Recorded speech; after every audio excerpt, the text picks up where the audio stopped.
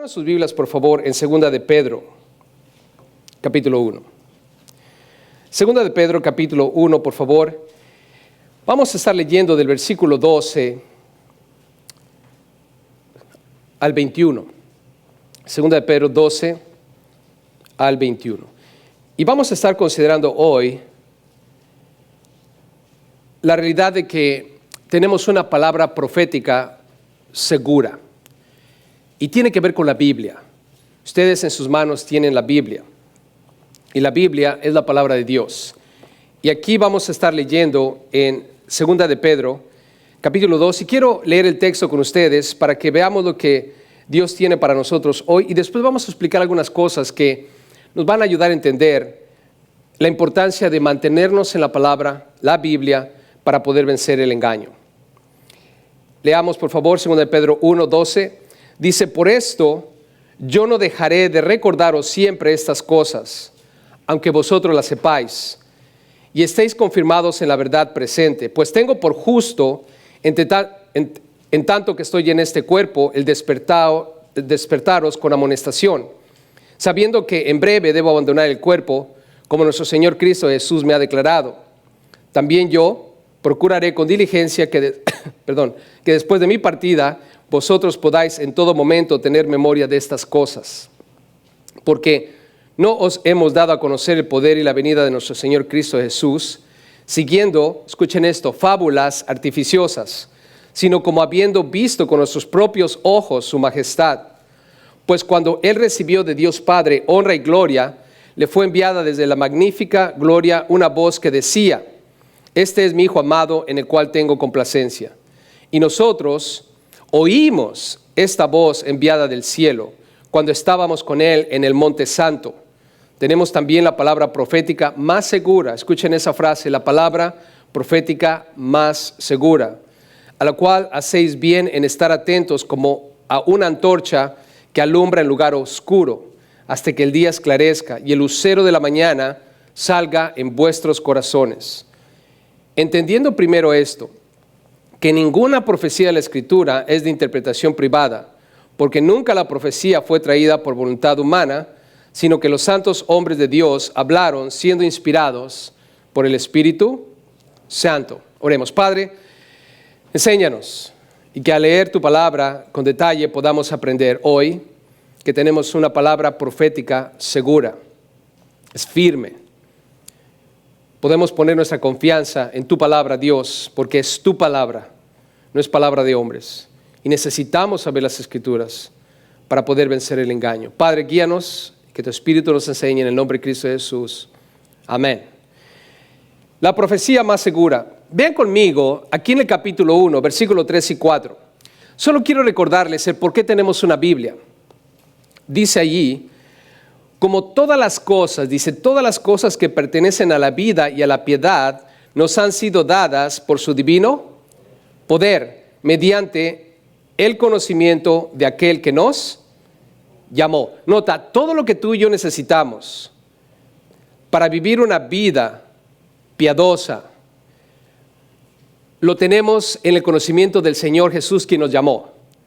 Y la Biblia habla de Jesús, es el mensaje central de la Biblia. Tú no puedes obtener ningún otro mensaje sino el mensaje de Jesús. Por lo tanto, tú y yo tenemos que entender algo. Si tú has sido llamado por el Señor Jesús, Él te ha dado la Biblia, me ha dado la Biblia, para que tengamos todo lo que necesitamos escrito aquí para vivir una vida piadosa. Esto es, una vida conforme Él quiere. Y la razón del por qué muchas personas son engañadas es porque no conocen ni confían en Jesús. Y la Biblia tiene muchas palabras proféticas. Y hoy vamos a ver ciertas cosas proféticas que son de importancia que nosotros recordemos. Porque si tú mantienes estas profecías en tu corazón, nadie te va a engañar. Es imperativo.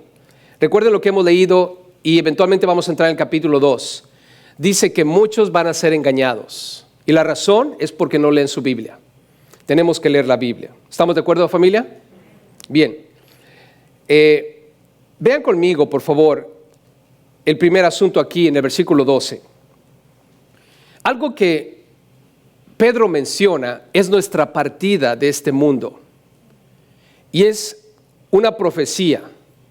Se ha profetizado que nosotros vamos a partir. Vean conmigo en el versículo 12. Pedro comienza diciendo: por esto yo no dejaré de recordaros siempre estas cosas. Siempre les voy a recordar esto. Vean el versículo: aunque vosotros las sepáis y estéis confirmados en la verdad presente. Pedro está diciendo: yo sé que ustedes saben todo esto ya, pero nunca voy a dejar de recordarles estas cosas, aunque ya estén plantados en la verdad. ¿Qué quiere decir esto para ti y para mí? Lo que quiere decir es de que tú y yo no debemos llegar a un punto en nuestra vida de decir: yo ya sé todo, yo ya sé estas cosas, yo ya sé sobre la fe, sé sobre la gracia, sé sobre el amor de Dios, sé que Él murió en la cruz. Y Pedro dice: aunque vosotros sepáis estas cosas y estén confirmados, o sea, estén plantados en ellas, yo, dice, no dejaré de recordarles siempre estas cosas. En otras palabras, tú y yo debemos estar leyendo la Biblia siempre. Amén. A veces tú hablas con personas y ellos te dicen: mira, yo ya leí la Biblia desde Génesis a Apocalipsis. Y muchas veces piensan que porque ya leyeron una vez la Biblia, ya lo saben todo. ¿Será posible, hermanos, que leyendo una vez la Biblia toda completa ya lo sepamos todo? No. Yo sé que si empiezo a hablarte del amor de Dios en la cruz, Cristo muriendo por nuestros pecados, yo sé que muchos de ustedes ya lo saben y están firmes en eso. Pero Pedro dice: yo nunca voy a dejar de recordarles estas cosas. En otras palabras, tenemos que regresar una vez más a la Biblia y otra vez más y otra vez más, aunque estemos leyendo siempre las mismas cosas. Porque el hacerlo nos va a llevar a masterizar el tema. Y cuando venga el engaño, hermanos, vamos a estar listos para enfrentar cualquier palabra engañosa o enseñanza engañosa. Nosotros vemos aquí otra cosa. Vean el versículo 13. Cuando habla él de recordarnos, dice el versículo 13, en la última parte: despertaros, dice, con amonestación. Quiero despertarlos con amonestación. Amonestar quiere decir que te está advirtiendo las cosas y quiere despertarte. Muchas veces tú y yo como cristianos podemos quedarnos dormidos espiritualmente. En el primer momento que tú cierras la Biblia y no la vuelves a leer más, empieza a entrar un sueño espiritual en tu vida y te quedas dormido. Y alguien dijo: el que se duerme, pierde. ¿Han escuchado ese dicho? El que se duerme, pierde. Y en la Biblia encontramos: despiértate tú que duermes. Jesús dijo: velad y orad para que no entréis en tentación. Y Pedro está diciendo: miren, yo sé que ustedes saben todas estas cosas, pero es importante que siempre los esté amonestando.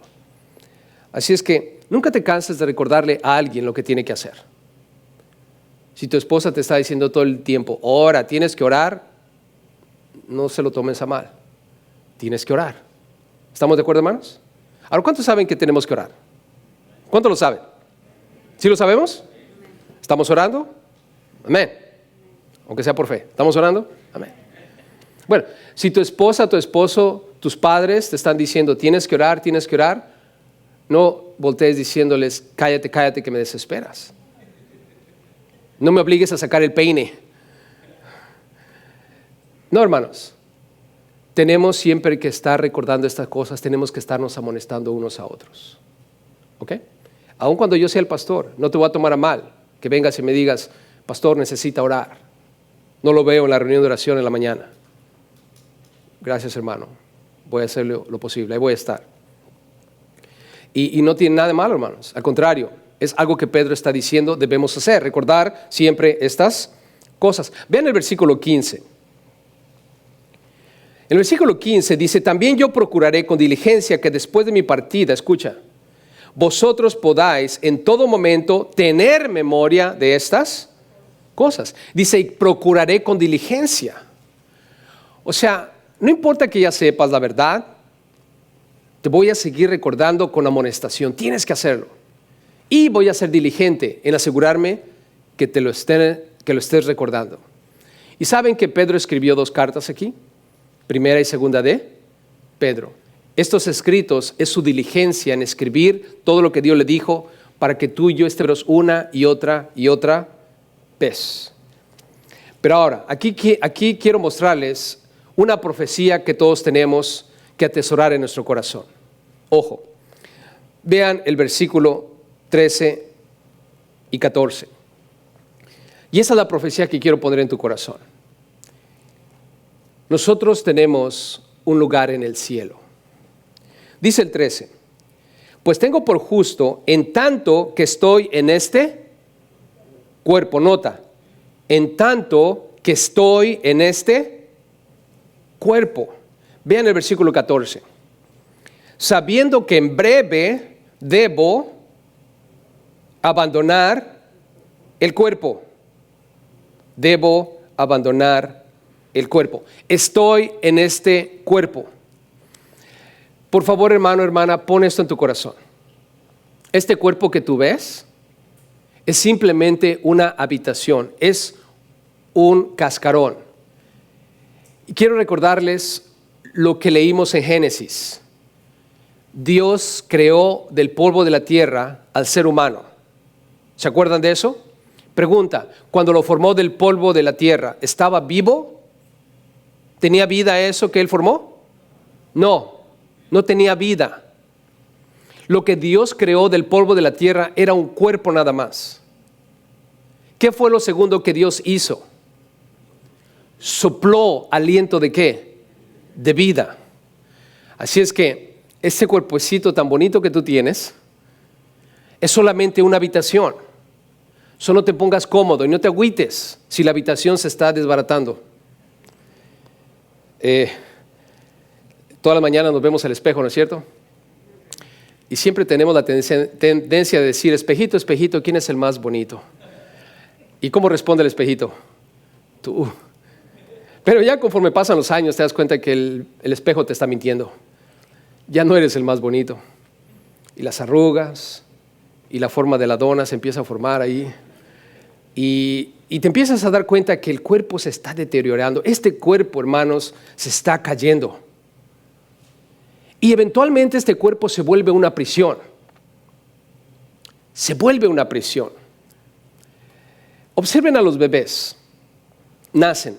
Pero en realidad, a pesar de que tienen cuerpo, tienen manitas y tienen piecitos y una mente, no son libres porque no tienen la capacidad todavía de usar todo lo que ellos tienen. Están aprisionados en ese cuerpo, ¿no es cierto? Dejas al bebé en la cuna y no va a hacer nada, no se va a salir de la cuna, va a estar allí porque no tiene todavía la capacidad. Eventualmente, cuando nos hagamos viejos, los pañales que usamos al principio los vamos a volver a usar, nada más que más grandes. ¿Verdad que sí? Un día ya no vamos a poder caminar otra vez, como cuando nacimos. No vamos a poder levantar cosas pesadas como cuando nacimos. O sea, vamos a regresar a un punto en donde vamos a estar aprisionados en este cuerpo. Y si alguna vez han conversado con viejitos que están en lugares de ancianos, te puedes dar cuenta de que muchos de ellos quieren morir. Están aprisionados en ese cuerpo. Y Pedro nos está recordando algo, cristianos. Entre tanto que estoy en este cuerpo, dice, en breve, escucha, debo abandonar el cuerpo. Un día me voy a morir. Y sé que van a llorar muy fuerte. Mi esposa dice, yo te voy a quemar y ya, que se acabe la fiesta. Y le digo, está bien, rápido, ¿verdad? Y a veces, durante el funeral, estamos poniéndole mucho énfasis al cuerpo. ¿Se han fijado eso, hermanos? Y pensamos que la persona está allí, pero la persona ya no está allí. Si me entierran, me queman, me echan en el mar o hagan lo que hagan, ¿qué va a pasar? Absolutamente nada. Es solamente el cuerpo. Y si ustedes estudian acerca de cómo se han hecho los funerales o hacen las diferentes culturas, los indios americanos, por ejemplo, los quemaban. Los ponían en unas camas de madera y los incendiaban. Y se quemaban. Y dejaban que su espíritu, según ellos, se fuera, ¿no? Pero tú y yo sabemos que el cuerpo es solamente un cascarón, ya no está allí, la persona. Abandona el cuerpo. ¿Y qué es lo que va a pasar eventualmente, hermanos? Vamos a regresar. ¿Cuántos saben que vamos a resucitar? La Biblia dice que los muertos en Cristo, ¿qué? Resucitarán primero. Tú no te preocupes del cuerpo. Lo que pase con el cuerpo no es ningún problema. Dios lo va a resucitar donde quiera que esté. Dice la Biblia que el mar va a entregar sus muertos. No importa. A veces la gente te pregunta, oye, pastor, ¿y si me muero naufragando en el mar y me comen los tiburones y me hacen pedazos y un tiburón se va para acá y otro para allá y luego esos tiburones se mueren ¿qué va a pasar con mi cuerpo? Tú no te preocupes, el Señor sabe exactamente qué es lo que pasó y dónde va a estar tu cuerpo. Él lo va a restaurar. Amén. Ahora, ese cuerpo va a ser resucitado. La Biblia dice en 1 de Tesalonicenses 4 que los muertos en Cristo resucitarán primero. Entonces, un día tú vas a abandonar el cuerpo y después vas a regresar a este cuerpo ya transformado. Entonces, pongan eso en su corazón, por favor. Dice el versículo 14, sabiendo en breve que debo abandonar este cuerpo. Vean conmigo el versículo 16 al 18. Pedro empieza a hablar acerca de otra profecía que necesitamos atesorar, y es que Jesús viene otra vez. ¿Cuántos están seguros de que Jesús viene otra vez, hermanos? Noten lo que dice el versículo 16. Porque no os hemos dado a conocer el poder y la venida de nuestro Señor Cristo Jesús siguiendo fábulas artificiosas. Nota, dado a conocer el poder y la venida de nuestro Señor Jesús. Está hablando acerca de el poder que vamos a ver cuando venga Jesús otra vez. Es una venida poderosa. Y dice Pedro, nosotros no les hemos dicho fábulas. En otras palabras, cuentos. No es una invención. No fue algo que ingeniosamente nosotros hayamos maquinado. Es una verdad. Nota lo que dice el versículo 16 en la segunda parte. Les hemos dado a conocer, no como fábula, sino como habiendo visto, escucha esto, habiendo visto con nuestros propios ojos su ¿qué? Su majestad. Vimos nosotros, dice Pedro, su majestad. Vayan conmigo, por favor, a Mateo 16. Solo quiero mostrarles en esa porción cuándo fue que Pedro vio a Jesús de una manera poderosa en toda su majestad. Mateo 16, por favor. Y lo que Pedro está escribiendo aquí es una experiencia que él tuvo con otros dos más, Pedro, Jacobo y Juan. Estos tres estaban aquí en esta escena. Vean lo que dice Mateo 16, 27, comenzando el 27. Dice, porque el Hijo del Hombre vendrá en la gloria de su Padre con sus ángeles. Hermanos, ¿Jesús viene otra vez? Sí, va a venir en gloria y con sus ángeles. Y es un estudio interesante. Cuando estemos en Mateo les voy a compartir qué implica que venga con sus ángeles. Pero dice, y entonces Jesús en su venida pagará a cada uno conforme a sus obras. O sea, te va a premiar. ¿A cuánto le gustan los premios? ¿Es bueno trabajar para el Señor? Sí, porque Él premia y premia bien. Entonces viene para premiar. Versículo 28. De cierto os digo que hay algunos de los que están aquí, está hablando con sus discípulos, que no gustarán la muerte, no van a morir hasta que hayan visto al Hijo del Hombre viniendo en su reino. Nota, hay algunos de ustedes aquí que van a ver a Jesús viniendo en su reino. La pregunta es, ¿quiénes son estos? Bueno, los tres que no murieron sin ver la gloria de Jesús es Pedro, Jacobo y Juan. Vean el capítulo 27, versículo 1. Les está diciendo, algunos de ustedes van a ver al Hijo del Hombre viniendo en su reino. No van a morir sin ver eso. En otras palabras, Jesús les está diciendo, les voy a dar una probadita de lo que implica la venida mía a esta tierra cuando venga de regreso. Mateo 17, versículo 1 dice, 6 días después, ¿cuántos días después? 6 después de lo que les dijo. Jesús tomó Pedro, Jacobo y Juan. Estos son los 3 que no murieron sin ver a Jesús en su reino. Nota, y los llevó aparte a un monte alto. Es el monte Tabor. Es un monte que todavía podemos visitar en Israel. Y dice, y se transfiguró delante de ellos y resplandeció su rostro como el sol y sus vestidos se hicieron blancos como la luz. Y aquí les aparecieron Moisés y Elías, hablando con él. Entonces Pedro dijo a Jesús, Señor, bueno es para nosotros que estemos aquí. Si quieres, hagamos aquí 3 enramadas, una para ti, otra para Moisés y otra para Elías.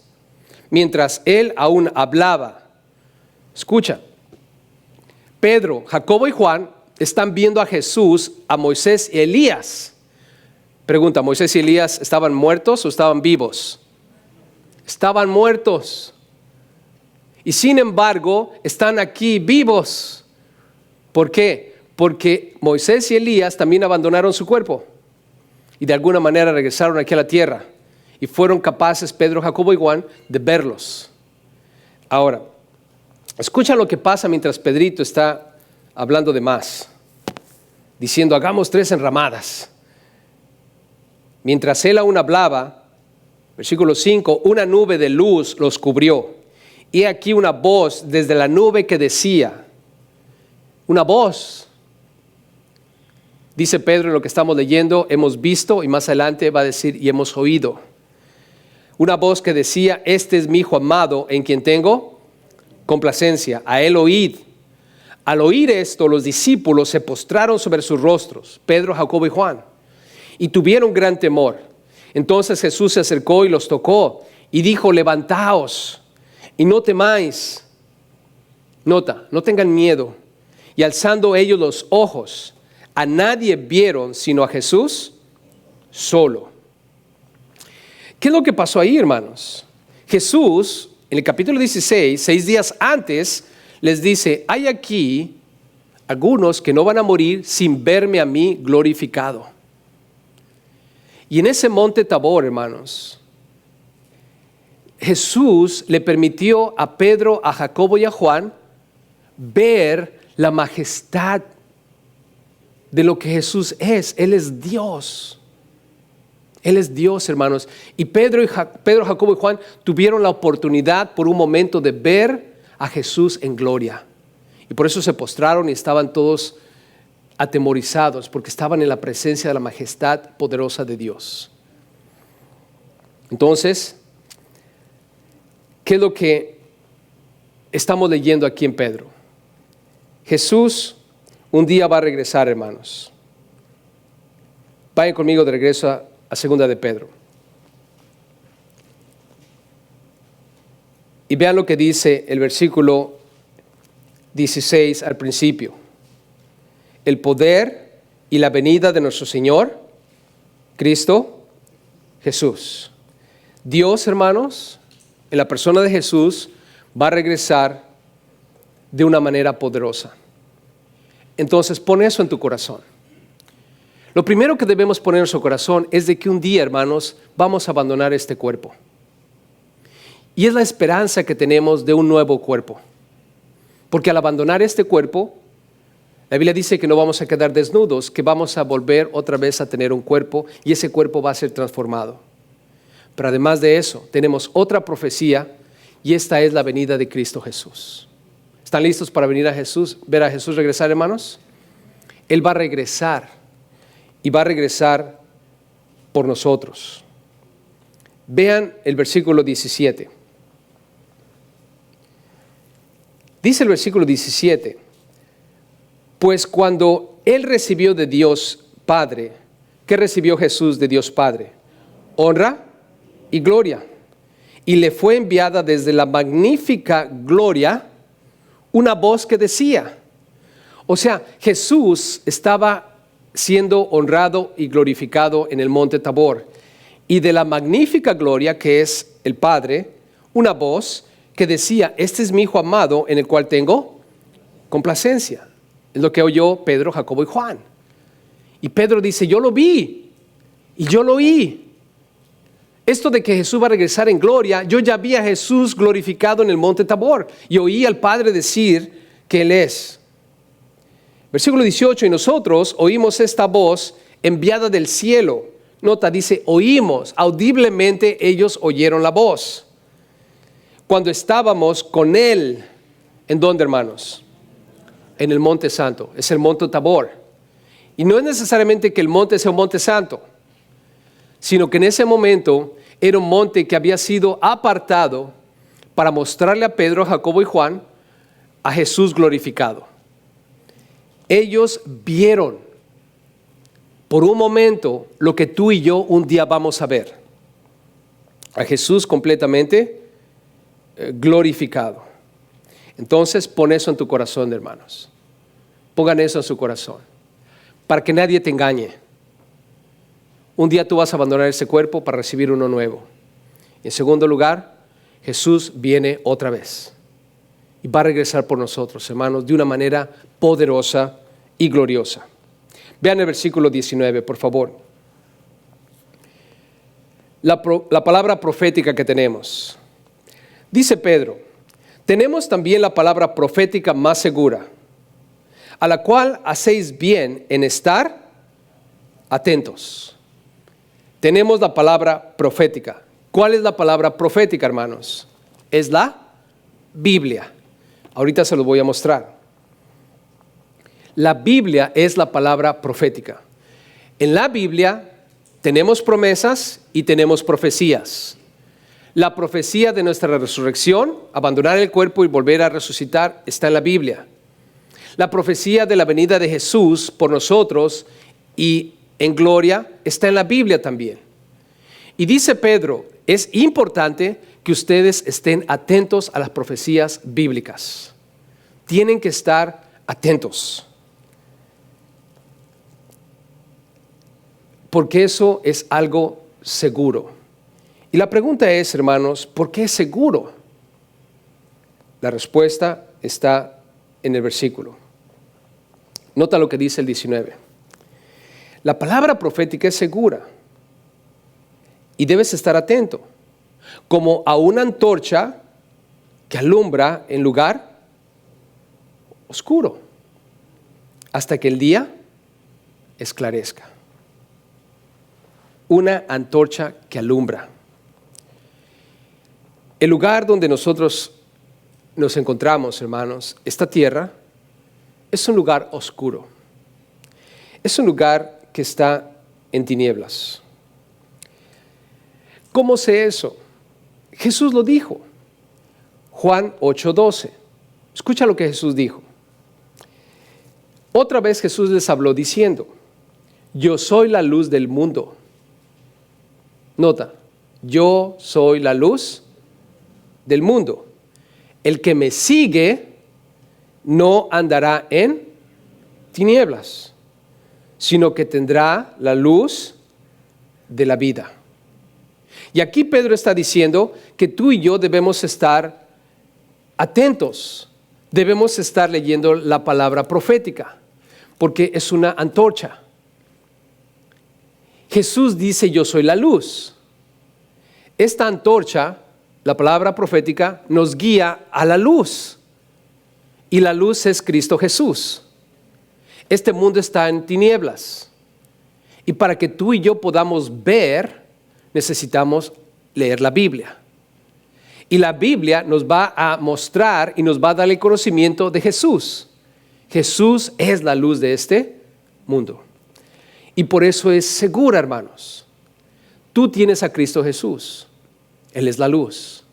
Tú no estás en tinieblas. Amén.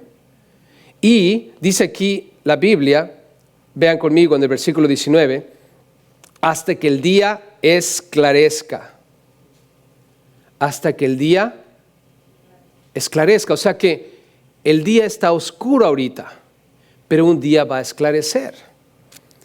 ¿Y cómo es que va a esclarecer? Vean lo que dice el versículo después. Y el lucero de la mañana salga en vuestros corazones. El lucero de la mañana. ¿Quién es el lucero de la mañana? ¿Quién se imaginan es el lucero de la mañana? Jesús. ¿Cómo sé eso? Apocalipsis 22:16. Nota eso, Apocalipsis 22:16. Yo, Jesús, he enviado mi ángel para daros testimonio de estas cosas en las iglesias. Yo soy la raíz y el linaje de David, la estrella resplandeciente de la mañana. La estrella resplandeciente de la mañana. El lucero de la mañana que estamos leyendo en Pedro es lo mismo. Lucero, estrella, es lo mismo. Jesús es el lucero de la mañana. Entonces, ¿qué quiere decir esto? El lucero de la mañana, hermanos, es esa estrella que sale en el mundo físico. Es una estrella que sale y anuncia la llegada de un nuevo día. Nota, anuncia la llegada de un nuevo día. Manténganse sintonizados aquí, hermanos. Pedro nos acaba de decir que Cristo Jesús va a regresar. Él es el lucero de la mañana. Y el lucero de la mañana tiene como objetivo anunciar un nuevo día. La pregunta es, ¿cuál es ese nuevo día que Jesús va a anunciar? Bien, aquí va, hermanos. Eso está en Primera de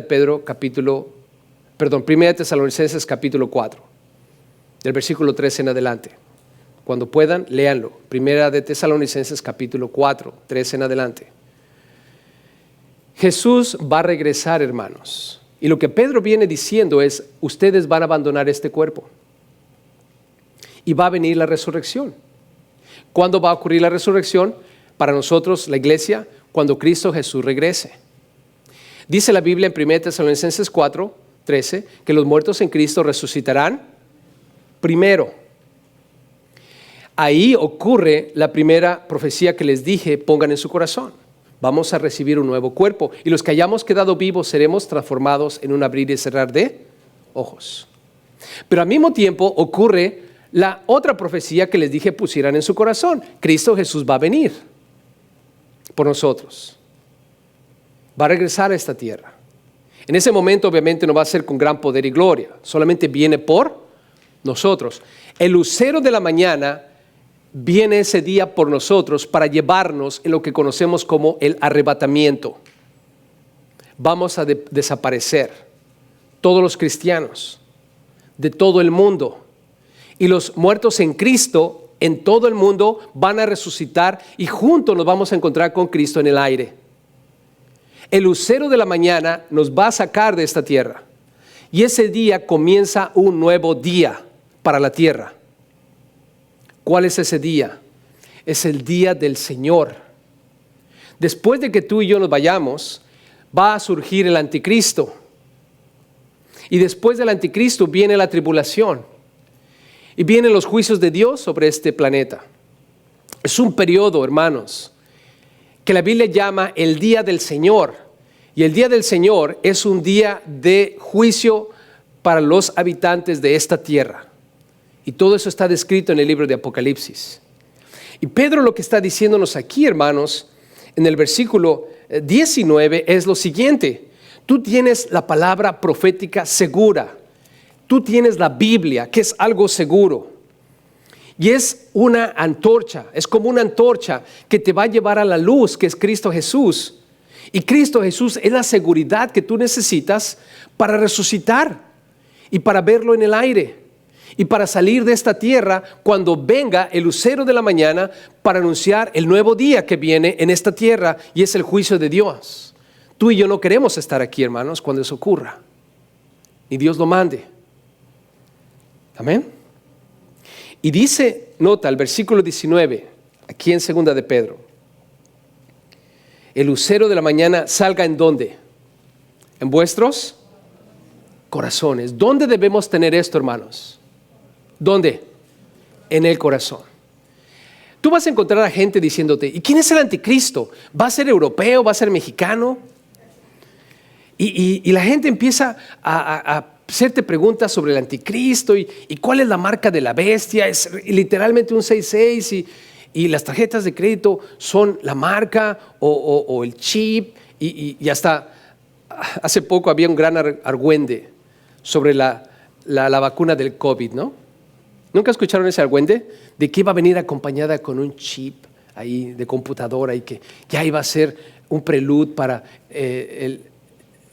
la marca de la bestia, ¿no? Y parece ser como que los cristianos están ahí todos clavados en el asunto de quién es el anticristo y qué es la marca.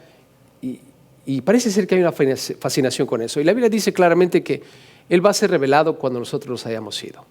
Tú y yo no podemos saber exactamente en estos momentos quién es el anticristo y cómo va a ser la cosa. Y no quiero saber, hermanos. Yo no quiero saber del anticristo. Yo lo que quiero saber es de quién. ¿De quién? De Cristo. Porque el objetivo de la palabra profética segura es alumbrarme para que yo vea a mi luz, que es Cristo Jesús. Y si estoy en la luz, tengo vida. Y Él es el lucero. Él es el que va a determinar el momento cuando empiece lo otro, hermanos. Y cuando empiece lo otro, no vamos a estar aquí, hermanos. Amén. ¿Se ha fijado que en Navidad ponemos una estrella en el arbolito? ¿Cuántos han puesto la estrella en el arbolito? Ahora, algunos a lo mejor dicen: pastor, es pecado tener un arbolito. Está bien. Bueno, si piensas que es pecado, está bien, es pecado, no lo pongas. Pero los que no piensan que es pecado y lo ponen, escuchen lo que voy a decirles. ¿Se han fijado que ponemos siempre una estrella en la punta del árbol? ¿Nunca se han preguntado por qué? Casi nunca preguntamos, ¿no? Y yo no sé a ciencia cierta por qué lo hacemos, pero es lo que siempre hacemos. Bueno, en la Biblia, cuando hablamos de la estrella, el lucero de la mañana, Cristo Jesús, hay una fiesta que ellos celebraban, los judíos, y es la fiesta de la dedicación. Lo que hoy tú conoces como Hanukkah. ¿Han escuchado de Hanukkah? Es como la Navidad de los judíos. Y nosotros los paganos, los gentiles, en lugar de tener Hanukkah tenemos Navidad, Christmas. Es la idea. Bueno, estaba pensando, en el arbolito arriba siempre pones una estrella. Y la razón cristiana, le puedo dar la razón cristiana, es porque la estrella guió a los sabios al lugar donde iban a ser ¿quién? Jesús. Y abajo del arbolito siempre ¿a quién poníamos? A Jesús, ¿no? El niño Jesús. Y en febrero, el día de la Candelaria, lo llevábamos a vestir y todo el rollo, ¿no? Y comíamos tamales. ¿Y quién compraba los tamales? Los que le salía el niño Jesús en la rosca de Reyes. ¿Se acuerdan de eso? En la tradición católica. Bueno, ustedes y yo veíamos en el árbol al niño Jesús y veíamos la estrella arriba. Dentro de lo que es la tradición cristiana, la razón de la estrella es porque estás anunciando la venida ¿de quién? De Jesús el Mesías. Una vez más, no estoy diciendo que pongan la estrella o que no la pongan, o que tengan o no tengan arbolito, no es mi punto. Lo que quiero decirles es de que en realidad cuando Cristo Jesús nació hubo una estrella que marcó el nacimiento ¿de quién? De Cristo Jesús. Y esa estrella hablaba de Jesús, porque Jesús, hermanos, es la estrella, es el lucero de la mañana. Hubo una estrella cuando nació Él es la estrella que va a regresar por nosotros para marcar un nuevo día. Eso es importante, hermanos, que nosotros, como aquellos hombres sabios que estaban literalmente siguiendo una estrella para encontrar el lugar donde nació Jesús, es importante que de la misma manera tú y yo, como hombres y mujeres sabios, estemos siguiendo la estrella que es Cristo Jesús, porque un día Él va a marcar un nuevo día, que es el juicio sobre este planeta. Amén. Vean conmigo el versículo 20 y 21. Y quiero ir concluyendo esta sección que estamos leyendo con lo siguiente. Dice la Biblia que tenemos una palabra profética segura. Y esta es la razón, hermanos. ¿Por qué es segura? La Biblia, y todos ustedes tienen su Biblia. Este libro, hermanos, no es un libro común y corriente. No fue escrito por hombres. Fue escrito por Dios. Y ahorita lo vamos a ver. Dice el versículo 20. Entendiendo primero esto es de suma importancia. Qué bueno que sabes que vas a abandonar el cuerpo y luego vas a ser transformado en la resurrección. Qué bueno que sabes que Cristo va a regresar y que tenemos una palabra profética segura que es como una antorcha y el lucero de la mañana viene. Y ten esto en tu corazón. Pero primero que todo, tenemos que entender esto. Es fundamental. Nota, ninguna, ¿cuántas? Ninguna, una vez más, ¿cuántas? Ninguna profecía de la Escritura. Ninguna, hermanos. Y está hablando de la palabra de Dios. Ninguna. ¿Es de qué? Interpretación privada. ¿Qué quiere decir eso, hermanos? La Biblia, hermanos, la Biblia es la mente de Dios. Ustedes en este momento están siendo testigos de el Senado está en el proceso de confirmar a un juez de la Suprema Corte de Justicia. Y ese juez de la Suprema Corte de Justicia tiene una función en este país. Saben que la Suprema Corte de Justicia es importante, ¿verdad? ¿Cuál es la función de ellos? La función de ellos es ver la Constitución y tienen ellos que, de alguna manera, interpretar la Constitución en el sentido original de lo que se quiso decir. ¿Estás conmigo? Ok. Ellos no pueden hacer interpretaciones privadas. Si ellos son republicanos o demócratas o liberales o independientes, nada de eso tiene que estar en sus mentes mientras están leyendo la Constitución. Es una función sumamente importante porque los que escribieron la Constitución tenían algo en mente originalmente cuando la escribieron. Y tú no puedes darle tu propia interpretación diciendo, bueno, yo lo que pienso es esto, basado en mi pensamiento propio. Ellos tienen que hacer a un lado su persona y tienen que leer la Constitución y tienen que ser originales. ¿Qué es lo que ellos estaban pensando cuando lo escribieron? Algo difícil de hacer, pero no imposible. Y es la idea de lo que estamos leyendo aquí. Recuerden que este país nuestro fue fundado por principios bíblicos. La Suprema Corte de Justicia, hermanos, está basada en este principio. Lo que se dijo originalmente no debe ser de interpretación privada. Por eso es importante poner en esa corte personas que tienen la cabeza bien puesta. Y esta mujer que han seleccionado, en mi opinión, es una excelente persona para interpretar la Constitución desde el sentido original. Pero ahora vamos a la Biblia, hermanos. La Constitución fue creada por personas. ¿Estamos de acuerdo? Pero la Biblia, ¿quién escribió la Biblia, hermanos? Dios. Ahorita se lo voy a mostrar. Pero Dios la escribió. Y lo que Pedro está diciendo aquí es, ninguno de nosotros puede leer la Biblia y decir, bueno, mira, aquí dice esto, pero déjate explico lo que es basado en mi pensamiento. Lo que yo tengo que hacer es leer la Biblia y tengo que estar pidiéndole a Dios que me permita figurar o captar lo que Dios tenía en mente cuando escribió la Biblia. ¿Estamos? No lo que yo pienso o creo, sino lo que la Biblia dice. Los escritores, hermanos, no fueron inspirados por Dios. Lo que fue inspirado por Dios es lo que está escrito aquí. Vayan conmigo rapidito a 2 de Timoteo 3:16, por favor. Y tienen que mantener ese versículo en mente, porque los escritores de la Biblia no fueron inspirados. Lo que fue inspirado es lo que se escribió.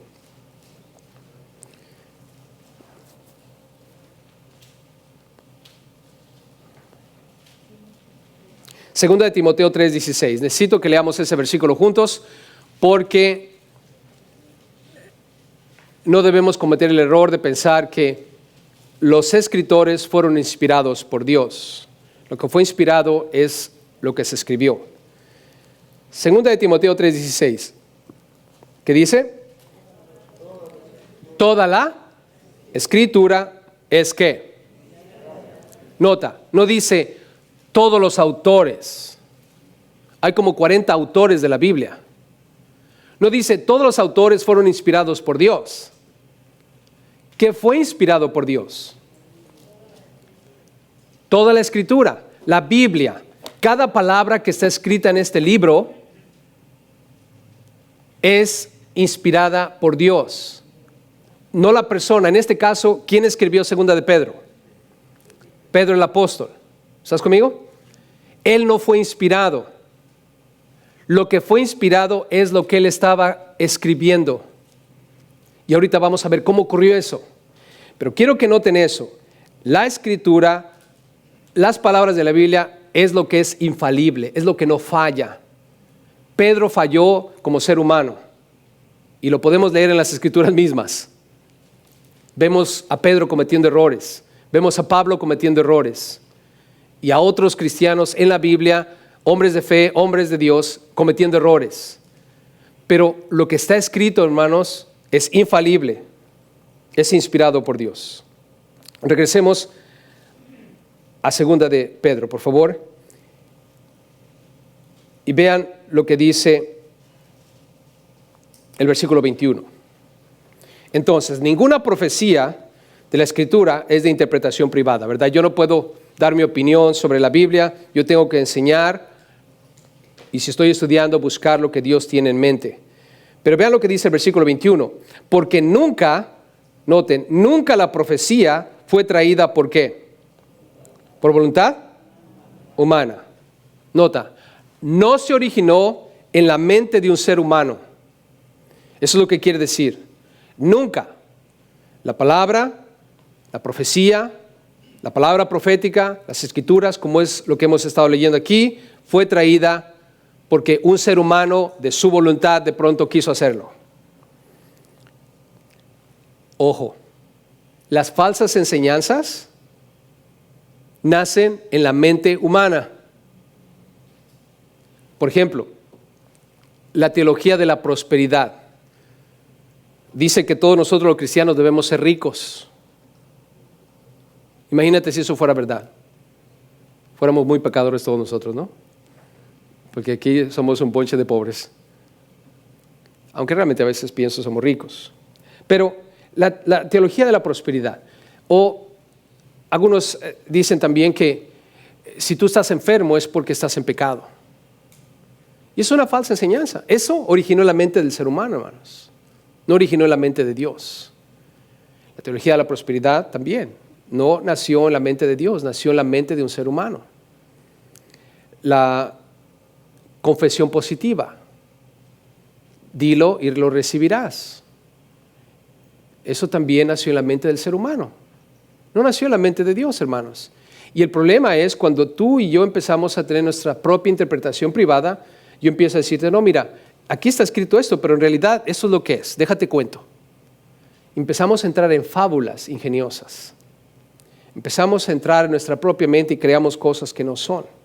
Entonces la Biblia dice que no originó en la voluntad humana. Otra cosa, vean el versículo 21, dice, sino que los santos hombres de Dios. Nota, sino es por el contrario. Los santos, ¿qué? Hombres de Dios. La palabra santo es una palabra que quiere decir apartados. Dios apartó a ciertos hombres. Uno de ellos es Pedro. Lo apartó. Mateo, Marcos, Lucas, Juan, Pablo, Pedro, Santiago. Ellos fueron apartados. Daniel, Jeremías, Ezequiel. Fueron apartados por Dios. Dios los escogió. Tú y tú y tú y tú, ven acá. ¿Y qué pasó? Hablaron, dice el versículo 21, hablaron siendo inspirados por el Espíritu Santo. Nota la palabra inspirados. La palabra inspirado es una palabra que quiere decir movido.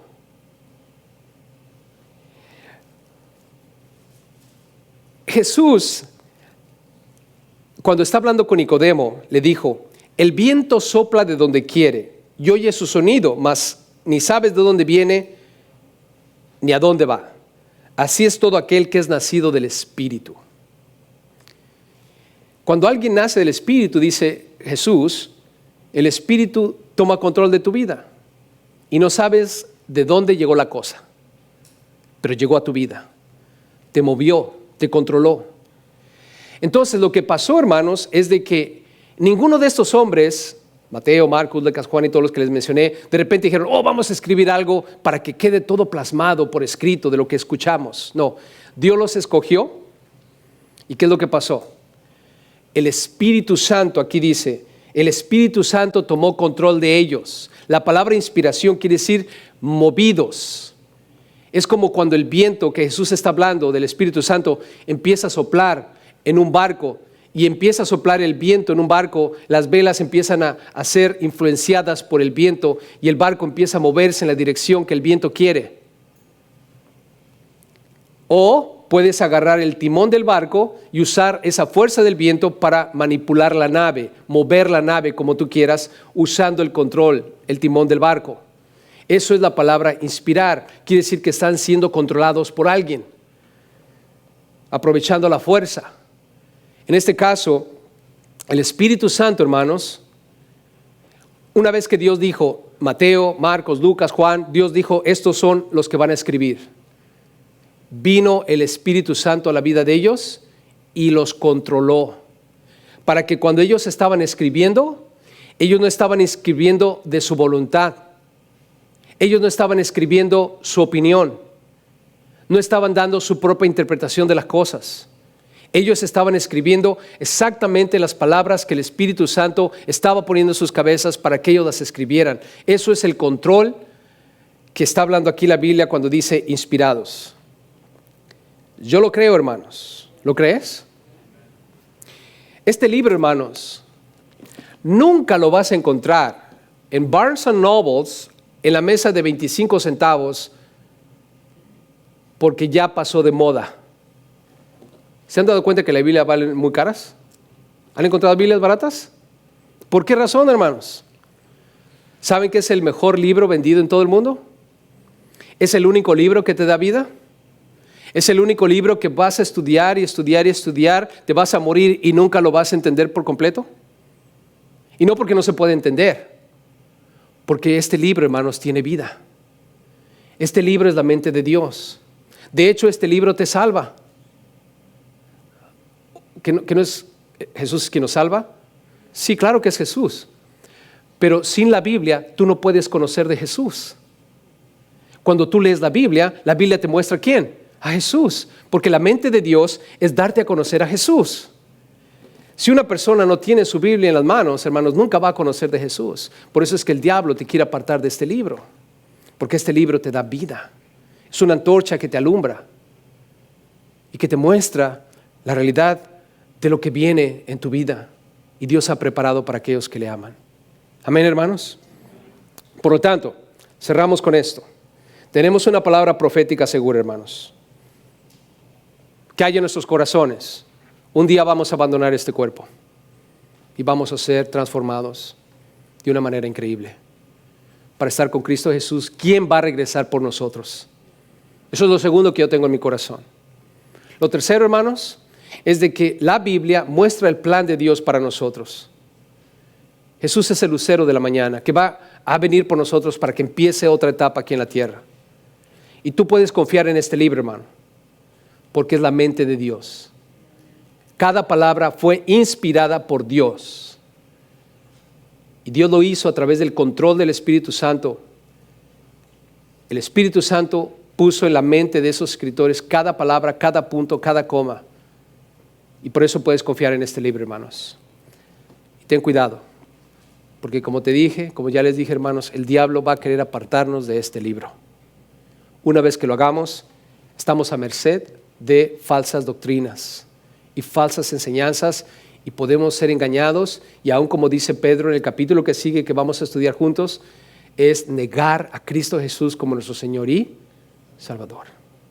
Y si no me creen, analicen a los testigos de Jehová, quienes han llevado a que sus miembros se aparten de la Biblia y se centren en el atalaya. Y el atalaya, hermanos, los ha llevado a negar a Cristo Jesús.